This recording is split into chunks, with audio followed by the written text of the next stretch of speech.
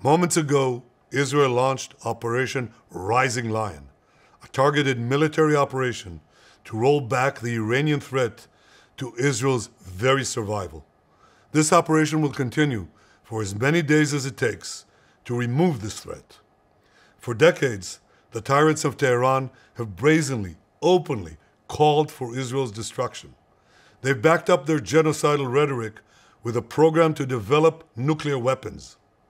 In recent years, Iran has produced enough highly enriched uranium for 9 atom bombs. 9. In recent months, Iran has taken steps that it has never taken before, steps to weaponize this enriched uranium.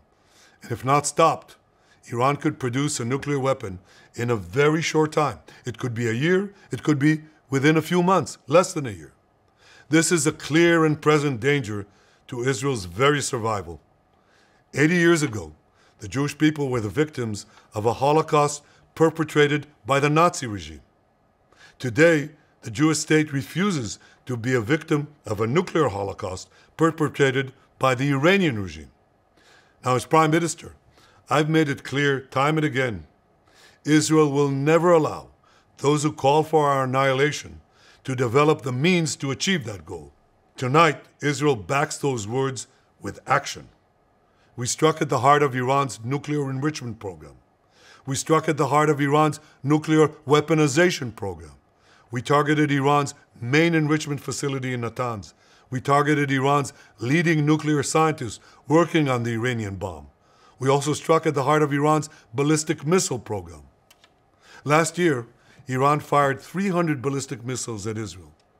Each of these missiles carries a ton of explosives and threatens the lives of hundreds of people. Soon, those missiles could carry a nuclear payload, threatening the lives not of hundreds, but of millions. Iran is gearing up to produce 10,000 of those ballistic missiles within 3 years. Now just imagine 10,000 tons of TNT landing on a country the size of New Jersey. This is an intolerable threat. It too must be stopped. So too do the brave people of Iran, and I have a message for them. Our fight is not with you. Our fight is with the brutal dictatorship that has oppressed you for 46 years. I believe that the day of your liberation is near. And when that happens, the great friendship between our two ancient peoples will flourish once again.